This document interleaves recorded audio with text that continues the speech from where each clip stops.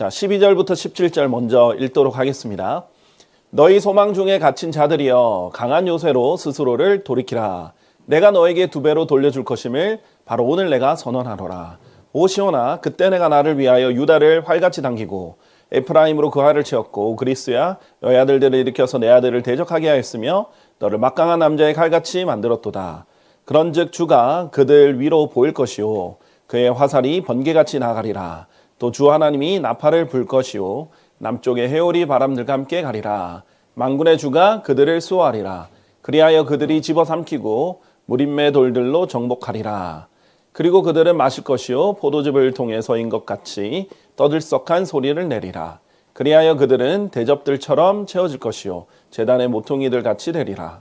그리하여 그날에는 주 그들의 하나님이 그들을 자신의 백성의 양떼같이 구원하리라.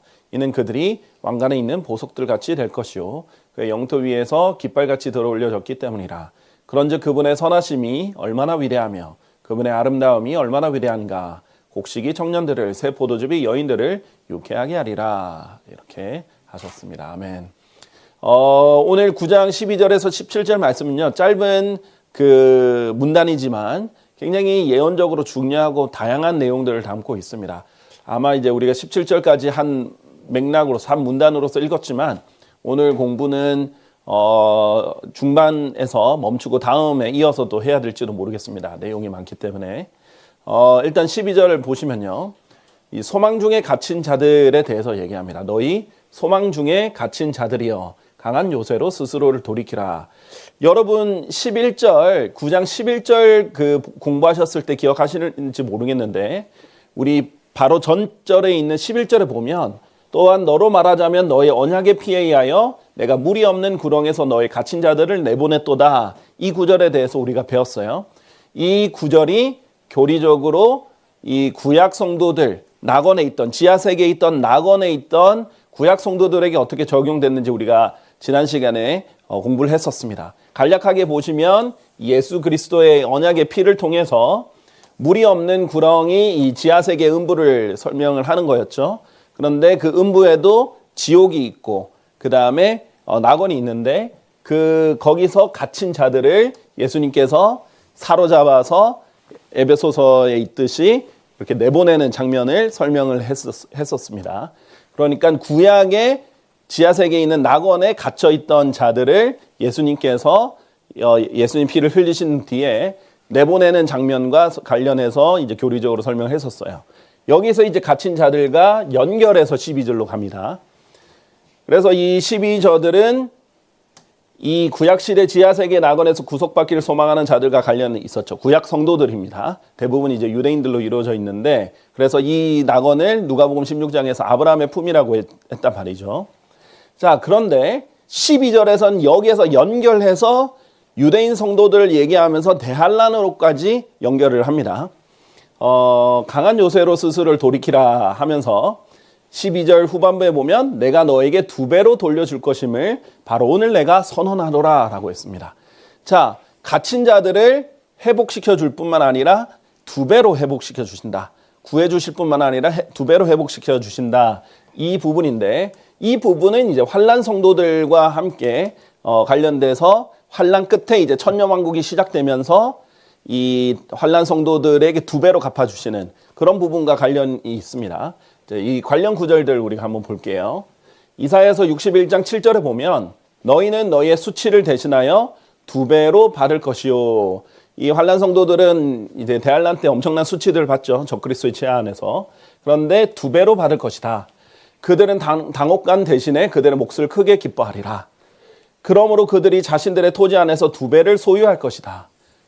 영원한 즐거움이 그들에게 있으리라. 이렇게 약속하셨던 장면입니다. 그러니까 환란 성도들, 남은 자들, 대환란 때 유대인의 남은 자들, 성도들은 극심한 고통과 핍박 속에서 견디다가 예수 그리스도께서 재림하시면 완전히 회복되어서 천년왕국 안으로 들어가죠. 그런 관련 있는 구절들이고요. 여러분 잘 알다시피 욥기는 이제 교훈적으로는 이제 고난에 대한 여러 가지 유익을 주는 시가서죠. 시적인 책입니다.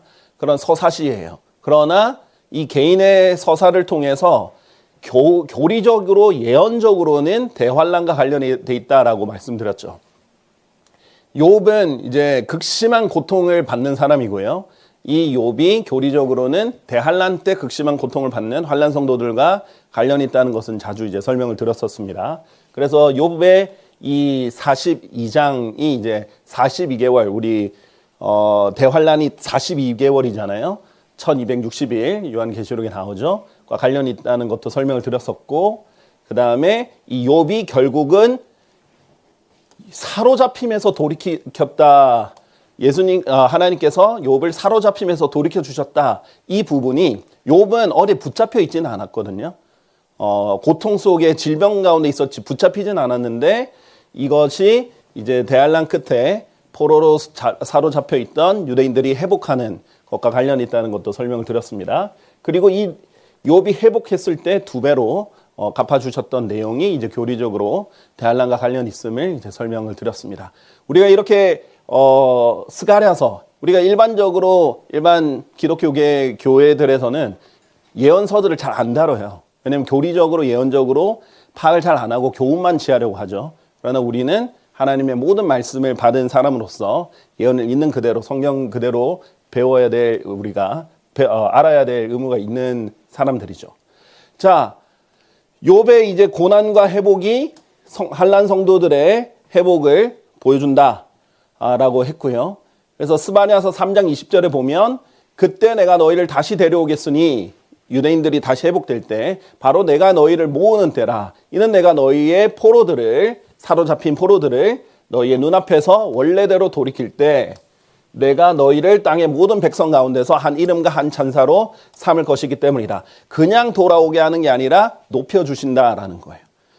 그래서 이 유대인들이 다시 돌아올 때 있잖아요. 다시 돌아올 때는 2배로 그 영광도 더 2배로 회복이 되는데, 자, 그러면 어떻게 그 갇힌 자들이 11절에 구약 성도들을 얘기했다가 그 다음에 12절에는 이제 환난 성도들까지 연결이 되는가? 하나를 일단 생각하면 간단합니다. 그 사이에 끼어 있는 교회 시대는 원래 감추어져 있던 시대였다라는 거예요. 그런데 바울을 통해서 드러내 주신 거예요. 원래 교회 시대는 이렇게 2000년 동안 있을 필요도 없었을 수도 있다. 이게 단축되었을 수도 있다라는 거 설명을 드린 적이 있습니다. 그래서 사실 하나님 입장에서는 이게 연결선상이 될 수 있어요. 초림과 재림은 연결선상이 될 수 있습니다. 그리고 예수 그리스도께서 높은 곳으로 올라가셨을 때 그분께서 포로들을 사로잡아 인도하셨고 사람들에게 선물들을 주셨다라고 에베소서 4장 8절에 말하잖아요. 그런데 이때 낙원의 위치가 땅의 심장에서 이 땅의 심장 지하의 세계에서 셋째 하늘로 옮겨졌죠. 자, 그런데 물리적으로는 그 낙원이 그대로 남아있단 말이에요. 그 장소가 이제 비어서 남아있어요. 그리고 이제 교회 시대가 시작되면서 이들을 사로잡아서 올라갔고, 그리스도인들은 죽으면 바로 지하 세계가 아니라 음부가 아니라 구약 시대와 다르게 바로 하늘로 올라가게 됩니다. 자, 그런데 교회 시대가 끝났어요. 대환란이 이제 환란기가 시작됐단 말이에요. 그럼 그때 성도들은 죽어서 어떻게 되느냐? 그때 성도들은 그래서 요한계시록 그걸 설명하기 직전에 이것만 잠깐 설명할게요. 지금은 내가 하나님의 낙원 한가운데 있는 생명나무에서 나는 것을 줘 먹게 하겠노라. 셋째 하늘을 낙원이라고 부르죠. 자, 그런데 교회 시대가 끝나고 환란기가 되면 그때 죽은 성도들 어떻게 되는가? 네. 계시록 6장 9절을 근거 구절로 우리가 함께 제가 제시를 했던 것 같은데 여기에 지금 빠져 있네요. 제가 요한계시록 6장 한번 같이 보도록 하겠습니다. 네, 요한계시록 6장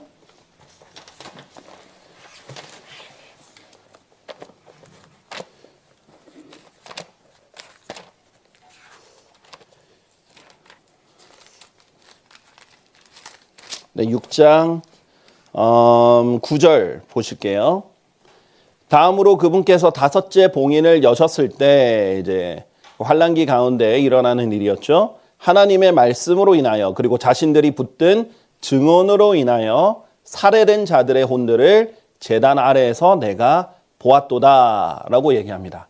자, 일단은 환란기 때 사람들이 살해되죠. 그런데 제단에서 살해가 됩니다. 우리가 이 부분에 대해서 많이 다뤘지만은 종교적인 이유로 살해가 되고 제물로 드려졌기 때문에 제단 아래서 살해됩니다. 그런데 그 혼들이 어디에 있어요? 하늘로 올라간 게 아니라 제단 아래에 있습니다. 그리고 10절에 보면 그리고 그들이 큰 목소리로 외치며 말씀드리기를 거룩하고 진실하신 주여 얼마나 오랫동안 당신께서는 지상에서 거하는 자들을 심판하지 아니하시고 우리의 피의 복수를 하지 아니하시리까 하였더라. 지금 이 혼들이 지하에 있습니다. 그리고 외쳐요. 지상에 있는 거하는 자들을 언제까지 심판하지 않고 참으시겠냐고. 우리의 복수를 언제까지 참으시고 안 하시겠냐고. 자, 그러자 11절 흰 예복들이 그들 각자에게 주어졌더라. 그리고 그들의 동료 종들과 그들의 형제들까지도 그들이 당한 것처럼 죽임을 당하여 그 수가 채워질 때까지 그들이 잠시 동안 더 쉬어야 한다는 말씀이 주어졌더라.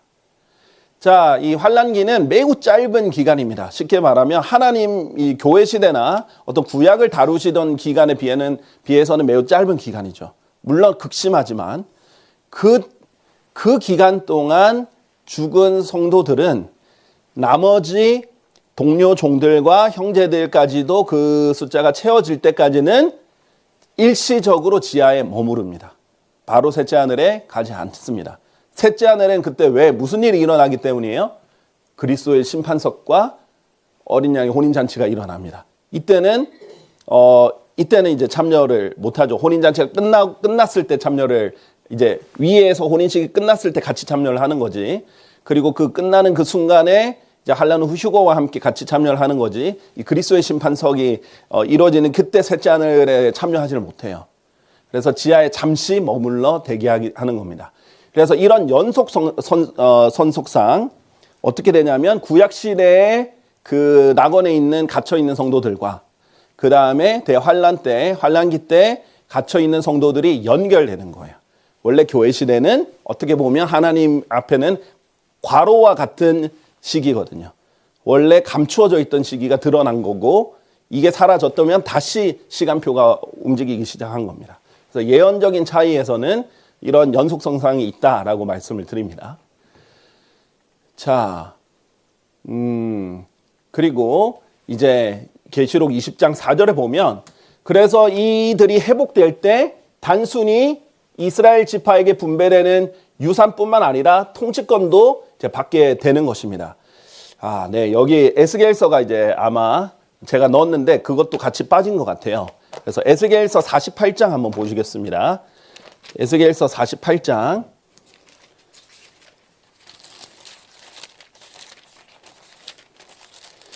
에스겔서 여러분 알다시피 40장에서 48장은 천년 왕국이 시작될 때 그때의 일들을 알려주죠. 그런데 에스겔서 48장에 보면 어떤 내용이 나오냐면 각 지파들이 자신들의 이 지파의 유산을 받는 장면이 나옵니다. 29절에 보면 쭉 다 설명한 다음에 29절에 너희가 제비를 통하여 이스라엘의 지파들에게 유산으로서 분배할 지역이 이러하니 지금 48장 1절부터 28절까지 쭉 12지파의 몫이 어디부터 어디까지인지 쭉 설명했잖아요. 그런데 29절에 결론적으로 너희가 제비를 통하여 이스라엘의 지파들에게 유산으로서 분배할 지역이 이러하니 이것들이 그들의 목들이니라 주 하나님이 말하노라 라고 했어요. 자, 근데 이게 어디서 많이 본 장면이냐면 여호수아 때 가나안 땅을 처음 정복했을 때 제비를 던져서 지파를 분배를 했단 말이에요. 유산을. 그 일이 다시 일어나는 거예요. 언제? 이스라엘이 완전히 다시 회복할 때. 예수님이 재림하실 때 다시 회복이 되죠. 그때 다시 그 중동 지역 전체가 이제는 조그만한 팔레스타인 땅이라고 지금 불리는 그 가나안 땅이 아니라 이스라엘 그 중동 지역 전체가 원래 에덴이라고 불렸던 지역 전체 그리고 아브라함에게 약속되었던 유프라데스 강까지 다 포함해서 이 비옥한 초승달이라고 불리는 중동 지역 전체가 이스라엘에게 주어지면서 12지파에게 나눠주는 장면이죠. 그래서 환란 성도들은 이스라엘 지파에게 분배되는 유산도 받습니다. 근데 거기서 플러스 더 받아요. 2배로 받게 되니까 통치권도 이제 받게 됩니다. 그래서 이들은 통치하면서 이방인들도 다스리게 되는 거죠. 자, 요한계시록 20장 4절에 보면 내가 보좌들과 그것들을 위해 앉은 자들을 보았는데 심판이 그들에게 주어졌더라. 또한 내가 예수님의 증거를 위하여 그리고 하나님의 말씀을 위하여 목베임을 당한 자들의 혼들도 보았는데 아까 우리 계시록 6장에 이들이 제단에서 살해당했었죠. 근데 그 살해당하는 방법이 목베임을 당하는 것이라고 여러 번 설명을 드렸습니다. 그들은 그 짐승도 그의 형상도 경배하지 않았고 그의 표를 그들의 이마 위에나 그들의 손 안에 받지도 아니하였더라. 짐승의 표를 받지 아니한 이 대환란 때의 순교자들이에요. 그런즉 그들은 살아서 부활하죠. 그리스도와 함께 1000년 동안 통치한다. 이 천년 왕국에서 지파에게 분배되는 유산만 받을 뿐만 아니라 왕으로서 통치를 하게 되는 거예요. 그래서 하나님께서 2배로 더, 욥이 2배로 더 회복되듯이 2배로 더 갚아주시는 그런 장면입니다. 자, 그래서 따라서 스가랴서 9장 11절은 구약 성도들에 관한 내용인 반면 스가랴서 9장 12절은 환랑 성도들에 관한 내용일 수 있다는 것을 이제 성경적으로 보여줄 수 있는 것이고요. 자, 13절로 넘어가겠습니다. 하나님의 무기인데요.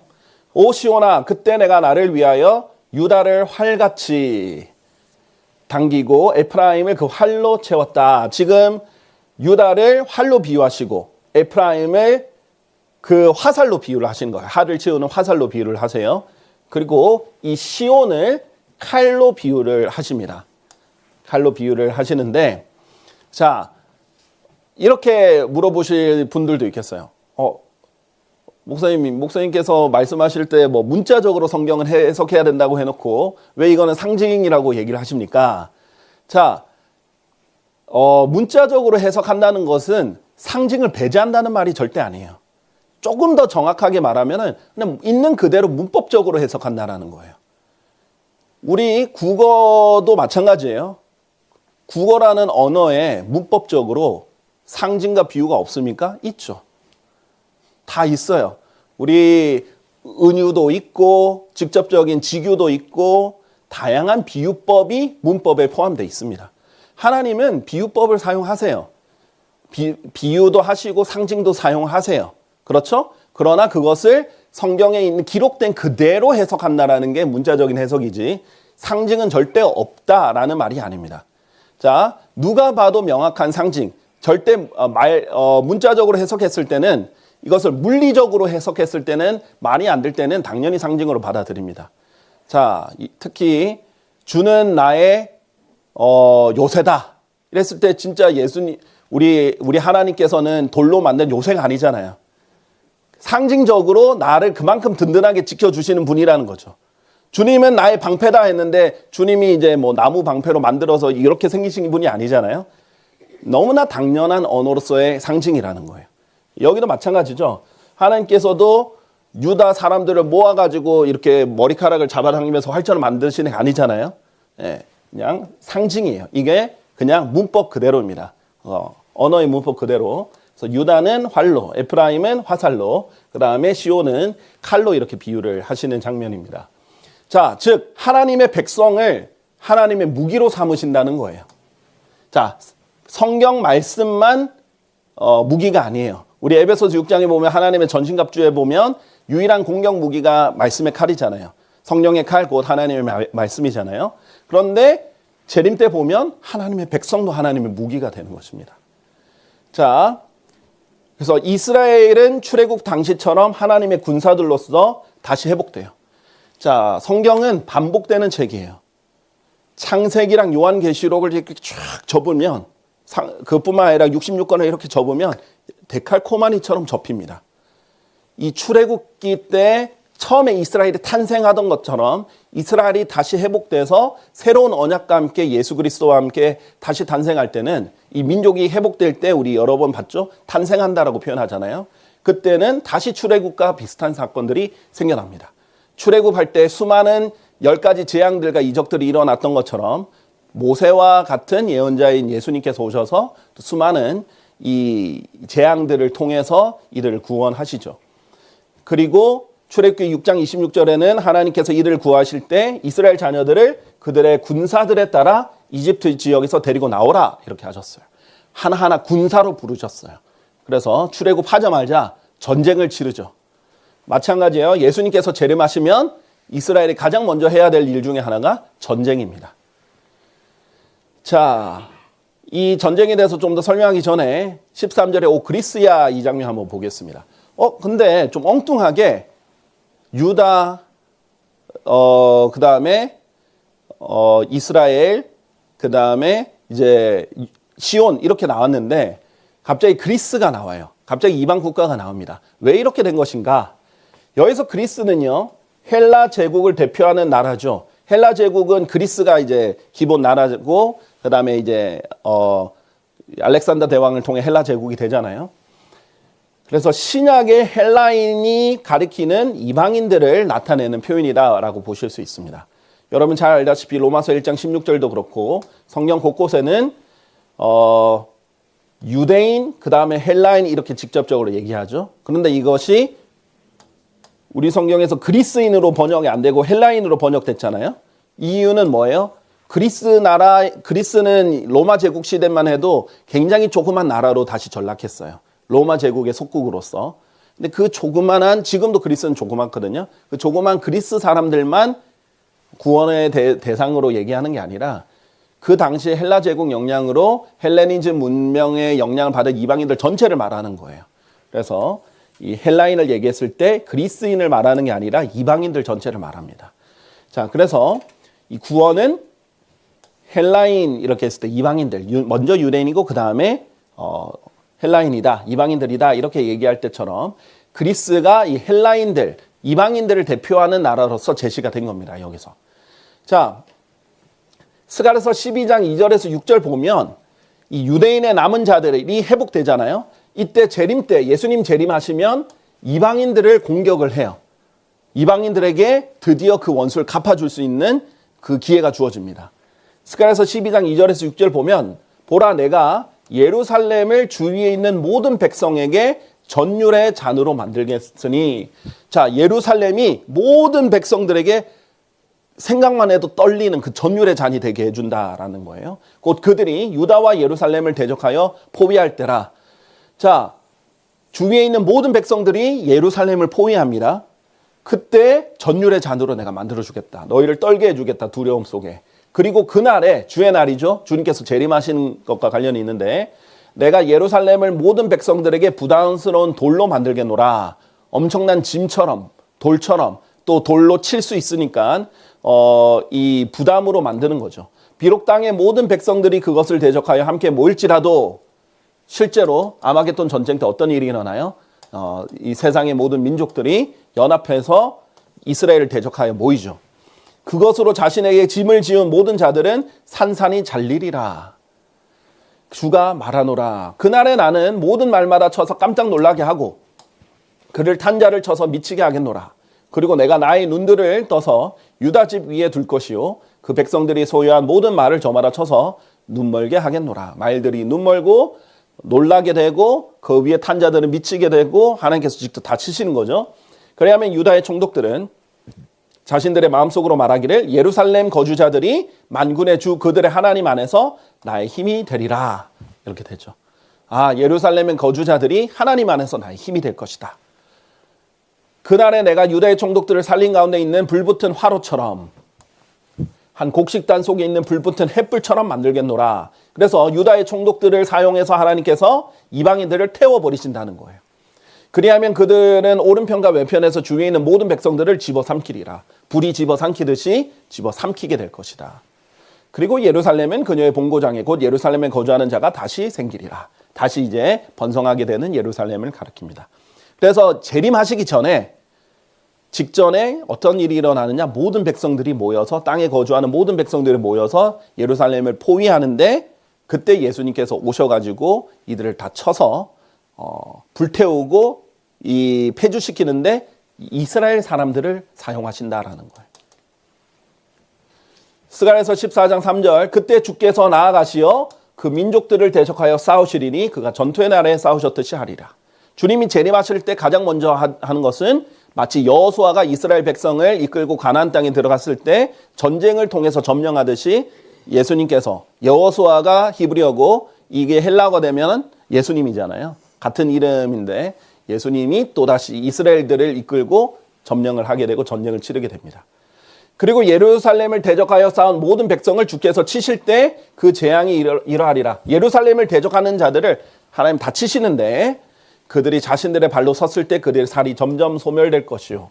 그들의 눈이 그들의 눈구멍들에서 점점 소멸될 것이요. 그들의 혀가 그들의 입안에서 점점 소멸되리라. 다 녹아내리는 것으로 보입니다. 그리고 그날에는 이러한 일이 있으리니 주께로부터 거대한 소란이 그들 사이에 있으리라. 그런즉 그들이 모두 저마다 자기 이웃의 손을 붙잡을 것이요 그의 손은 자기 이웃의 손을 대적하여 일어나리라. 그리고 유다도 예루살렘에서 싸울 것이요 주의 모든 이교도들이 들의 제사를 함께 모이리니 금과 은과 의관이 대단히 넘치리라. 하나님만 싸우시는 게 아니라 유다와 예루살렘도 함께 싸울 것이다. 근데 우리가 알다시피 계시록 19장에 보면 예수님이 내려오실 때 그리스도인들도 함께 내려오죠. 그러니까 그리스도인들도 이 유다의 성도들도 함께 싸울 것이다 라는 겁니다. 자, 그런데 그러면 이제 마지막으로 우리가 이 시간상 이 그리스에 대해서 조금 더 다루고 마무리를 할 텐데요. 왜 하나님께서 헬라 제국을 대표하는 그리스를 이 한 나라를 이방인들의 대표로 여기서 표현하셨는가 라고 보면요. 이 스가랴서도 예언서고 다니엘서도 예언서인데 특히 다니엘서에서 이 그리스를 굉장히 중요하게 다룹니다. 이 헬라 제국을 다루면서 이 그리스의 왕 이 알렉산더를 적그리스도와 관련해서 굉장히 연결을 많이 시켜요.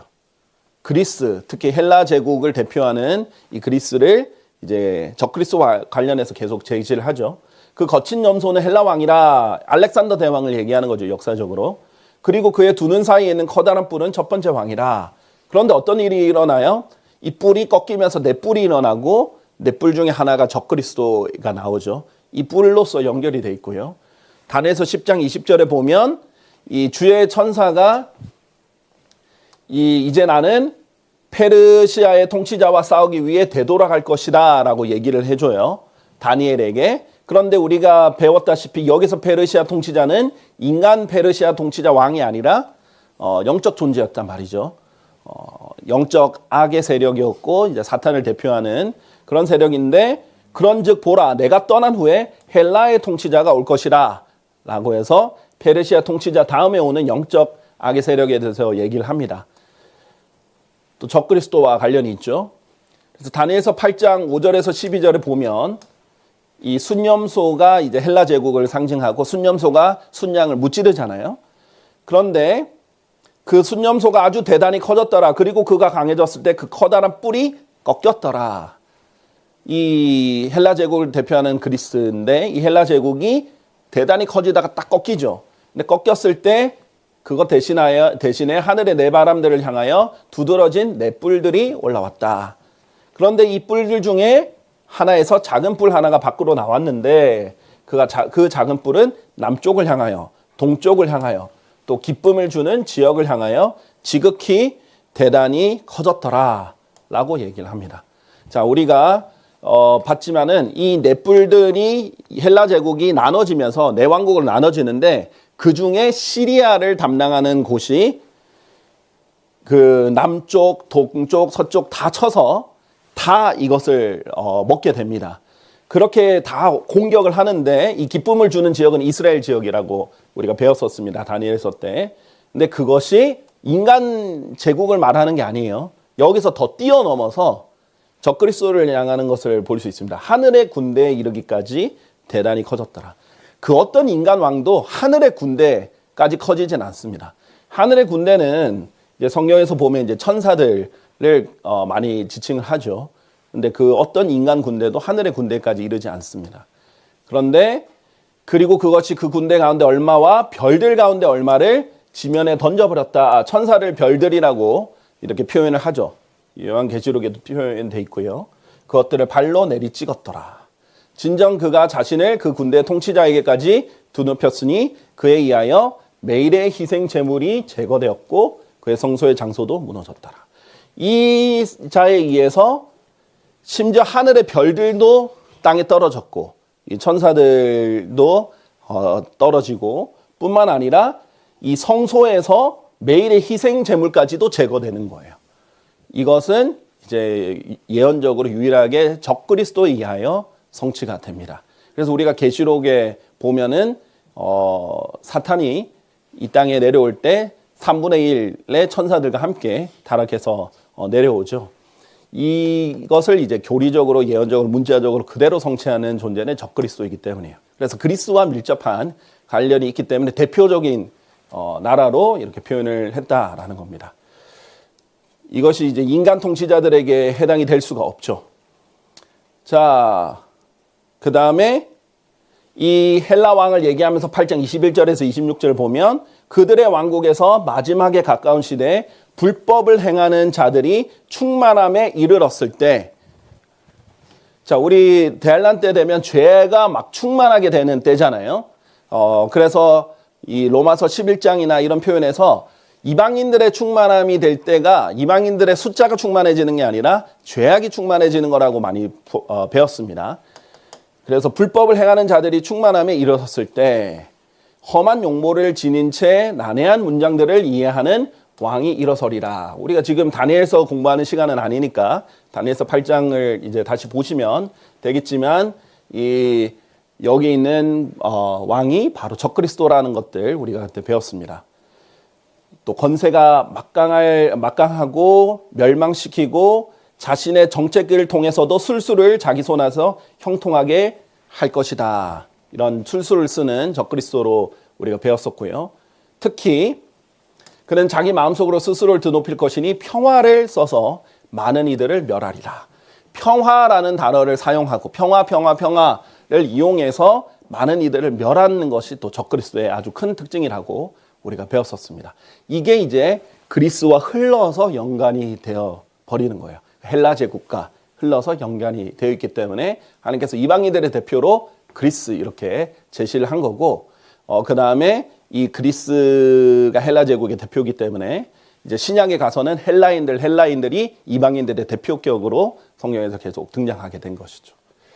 자, 그러면 오늘 이제 스가랴서 9장 다 끝내지는 못했는데 오늘 진도는 여기까지 나가도록 하겠습니다. 감사합니다.